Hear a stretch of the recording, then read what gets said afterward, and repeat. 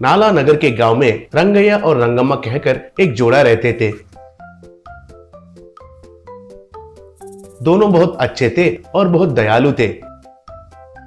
उनके घर के बगल में रहने वाले सुब्बैया और सुब्बम्मा कहकर एक जोड़ा बहुत कंजूस थे, बिल्ली को भी भीख नहीं देते थे। रंगैया वाले उनके घर के सामने ही एक ठेले के ऊपर एक बर्गर तैयार करके बेचते थे। उसके लिए पहले उबाले हुए अंडों को छीलकर उनको 2 टुकड़ों में करके उस अंडों का पीला भाग को तेल में मसाला डालकर अच्छे से तलाकर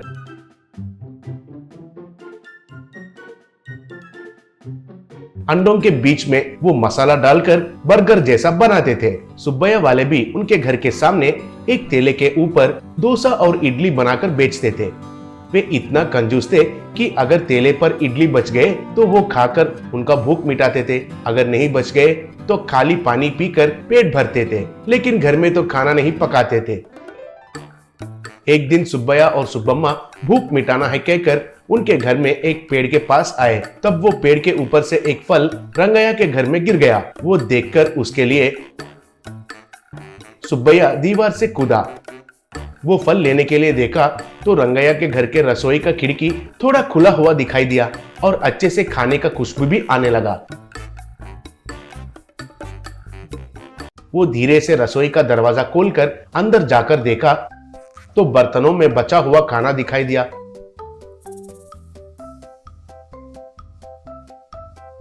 वो एक कपड़े में उनको बांधकर वापस दीवार से उनके घर में कूदा। घर में बीवी से जो हुआ वो कहा तो उसकी पत्नी उसको बहुत तारीफ करने लगी। दोनों मिलकर खुशी से खाना भी खाए। अगले दिन दोनों रंगैया के घर में कोई झगड़ा होगा है कहकर देखने लगे, लेकिन कोई आवाज भी नहीं आया था। तब रंगम्मा, क्यों जी, उनके घर में खाने के लिए कोई गौर नहीं किया लग रहा है। कैसे इंसान है पता नहीं। उनके घर में हर रोज चोरी करके खाने से भी कुछ नहीं होगा। तुम वही काम पर रहो, बोली।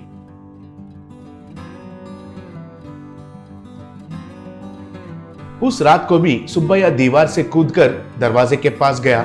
उसे थोड़ा धकेलते ही वो दरवाजा खुल गया। अंदर जाकर फिर से खाना चुराया। ऐसे तीसरा दिन भी चुपके से जाकर उधर देखा तो उधर उसे कुर्सी और उसके सामने पत्ते में खाना परोसकर दिखाई दिया। वो हैरान होकर उस खाना को भी चुराया।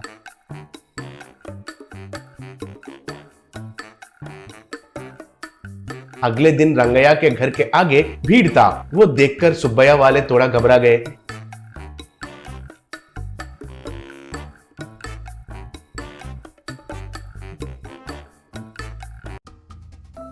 धीरे से वे नजदीक जाकर क्या हो रहा है देखने लगे। तब सुब्बैया लोगों से, हमारे घर में हर रोज भगवान आकर खाना खाकर जा रहे हैं, वो कहने के लिए ही आप लोगों को बुलाया, कहा। वो सुनकर सुब्बैया वाले अंदर ही अंदर बहुत हंसने लगे। तब एक आदमी, क्या भगवान आकर खाना खाया, ये आप क्या कह रहे हैं जी, पूछा। तब रंगैया, हाँ भाई, हर रोज भगवान आकर खाना खाकर जा रहे हैं। पहले दिन खाना गायब होने से कोई कुत्ता या बिल्ली खाए होंगे कहकर मेरी बीवी ने बोली थी, लेकिन मैं तो भगवान खुद आकर खाए होंगे सोचा, इसलिए दूसरा दिन वो क्या है जानना है कहकर खाना ज्यादा बनाकर दरवाजा को भी बंद करके रखे थे। फिर भी खाना गायब हो गया। हम हैरान होकर तीसरा दिन पत्ते में खाना परोसे थे, इस बार पत्तों के साथ साथ खाना भी गायब हो गया। फिर ये तो जरूर भगवान का ही काम है, कहा। वो सुनकर लोग, हाँ ये तो भगवान ही है, भगवान ही है कहकर चिल्लाए। तब ये सब देखकर सुब्बैया और सुब्बम्मा बहुत खुश होने लगे। तब एक आदमी, आपके घर में आने वाले भगवान को हम भी देखते हैं जी, क्या कहते हैं लोगों, कहा। तब लोग, हाँ सबको देखना ही है, सबको देखना ही है कहकर चिल्लाने लगे। तब रंगैया, अच्छी बात है, लेकिन आप सब लोग देख रहे हैं कहकर भगवान नहीं आ सकते हैं, इसलिए चुपके से देखना सही होगा, कहा। वो सुनकर लोग ठीक है कहकर मान लिए। उस दिन से लोग उनके घर के आसपास छुपकर उस रसोई के तरफ ही देखने लगे। चोरी करने के लिए देख रहा सुब्बैया को वे लोग दिखाई देकर वो रुक गया।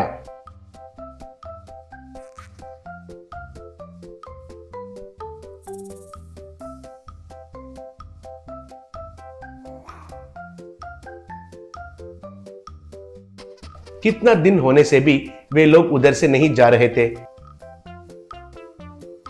एक दिन कोई भी नहीं दिखाई देने से सुब्बम्मा, क्या जी ऐसे देख रहे हो, उधर कोई भी नहीं है, जाकर खाना चुरा कर लेकर आओ। बोली। तब सुब्बैया, क्या लाना है, कहां कहां चुपके से देख रहे हैं कहकर हमें कैसे पता चलेगा, अगर पकड़े गए तो खूब मारेंगे रे, कहा।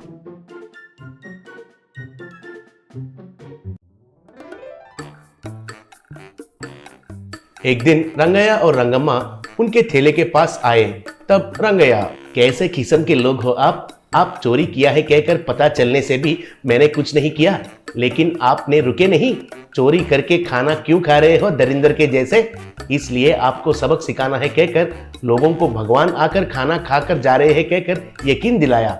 अब से लोग ही हमारा घर का रक्षा करेंगे, कम से कम अब से बुद्धि बदल कर अच्छे से जीना सीखो, कहकर डांटा। उससे सुब्बैया और सुब्बम्मा सर झुकाकर शर्मिंदा होने लगे। एक गांव में कपाड़िया नाम का एक धनवान रहता था। उसके कई किस्म के बिजनेस थे। उनमें से एक बिजनेस था किसानों से सब्जियां और फल खरीदना, उन्हें अपने गोदामों में रखकर बाद में ट्रैक्टरों में और ट्रकों में दूसरे गांवों में भेजना। किसान चाहे जितना भी बढ़िया सब्जी लेकर आते, उसकी आदत थी कि कोई ना कोई बहाना करके उनसे कम दामों में वो सब खरीदता था। उसी गांव में चकमा नाम का एक गरीब किसान रहता था। वो भी अपने खेत में सब्जी उगाता था। वो किराए में एक ट्रैक्टर को लेकर उन सब्जियों को ट्रैक्टर में डालकर बाजार में ले जाकर बेचता था। वो उन सब्जियों को कपाड़िया को बेचता था। हमेशा की तरह कपाड़िया कोई ना कोई बहाना करके कम दाम में सब्जी खरीदता था। कपाड़िया, अरे चकमा, जब देखो पैसों के पास किरकिरी करते रहते हो। भाई टमाटर को तो आजकल कोई पूछता भी नहीं है। भाई तुम्हारे पास टमाटर खरीदना तो मेरे लिए नुकसान है, और रही बात तुम्हारे आलू की, भाई ये तो ठीक से उगा भी नहीं है। अब तुम ही बताओ मैं इसे बेचूं कैसे। यूं कोई ना कोई बहाना करता रहता था। चकमा भगवान को बहुत मानता था। वो हर रोज बिना भगवान की पूजा किए घर से बाहर नहीं निकलता था। वो हमेशा गांव के बाहर एक आश्रम में जाकर वहाँ के स्वामी जी को प्रणाम करता था और उनका दर्शन लेता था। स्वामी जी चकमा से, बेटा, जब तुम बच्चे थे मैं तुम्हें तब से देख रहा हूँ, तुमने इस आश्रम के लिए बहुत कुछ किया है। तुमने मेरी भी खूब सेवा की है बेटा, लेकिन तुमने कभी मुझसे कुछ नहीं मांगा। ऐसा क्यों बेटा, क्या तुम्हारी कोई इच्छा है? तब चकमा, स्वामी जी, आपकी दया से और ऊपर वाले की कृपा से मैं बहुत खुश हूँ। मेरी कोई इच्छा नहीं है स्वामी जी। जब जरूरत पड़ेगी मैं जरूर आकर आपसे मांगूंगा स्वामी जी, कहकर प्रणाम किया।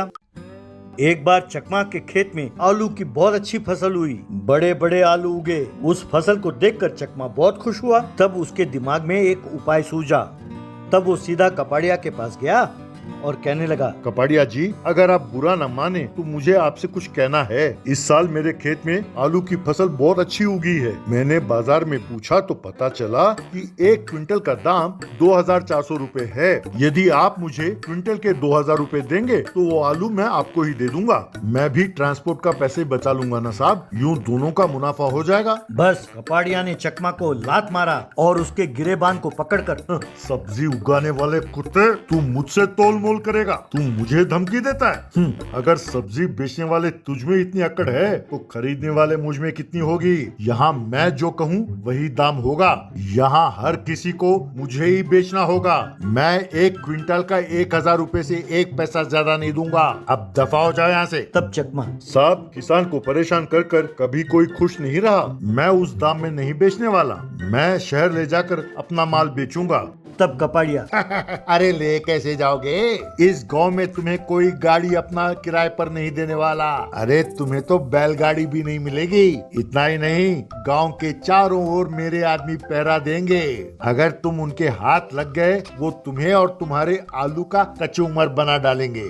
अब दफा हो जाए यहाँ से, कहकर उसे धक्का मारकर भेज दिया। उसके कहे मुताबिक ही गांव में हर किसी ने चकमा को अपना ट्रैक्टर किराए में देने से मना कर दिया। ऊपर से सब मुफ्त की सलाह देने लगे कि कपाड़िया के तय किए हुए दाम में ही उसे बेच दो, उससे पंगा क्यों लेते हो। तब चकमा समझ नहीं पाया कि वो क्या करे। वो सीधा स्वामी जी के पास गया और उन्हें अपना दुखड़ा सुनाने लगा।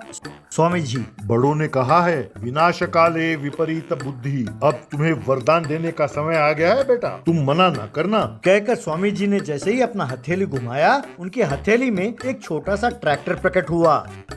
स्वामी जी ने वो ट्रैक्टर चकमा को दिया और कहा, बेटा जब तुम चाहोगे ये ट्रैक्टर विराट हो जाएगा और जब चाहो ये छोटा हो जाएगा। इतना ही नहीं, तुम जो भी काम इससे कहोगे ये ट्रैक्टर करेगा। तुम इस ट्रैक्टर का इस्तेमाल करो और अपना आलू इसमें ले जाकर बेचो। विजयी भवा। कहकर उसे आशीर्वाद दिया।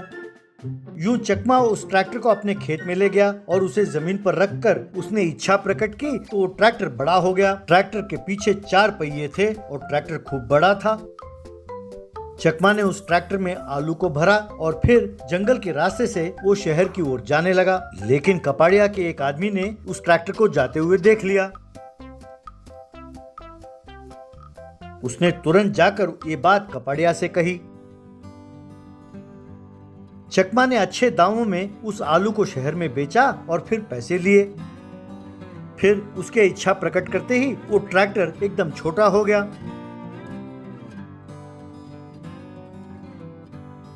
वो उस ट्रैक्टर को लेकर बस में घर के लिए रवाना हुआ। एक जगह चेकपोस्ट रखकर कपाड़िया और उसके आदमियों ने बस को रोका।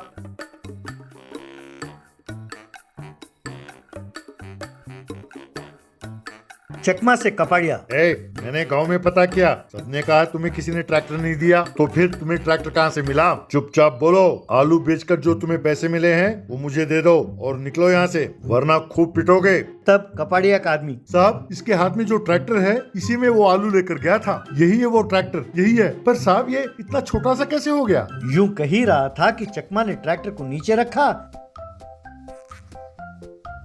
और उसने इच्छा प्रकट की, तब ये ट्रैक्टर एकदम बड़ा हो गया। चकमा ने जैसे ही इच्छा प्रकट की कि कपाड़िया और उसके आदमियों को मारे, उस ट्रैक्टर ने जाकर कपाड़िया और उसके आदमियों को मारना शुरू किया।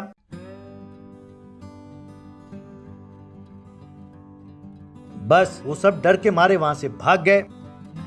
उस दिन से चकमा अपने ट्रैक्टर में सब्जियों को शहर में ले जाकर बेचने लगा और खुशी खुशी जिंदगी बसर करने लगा।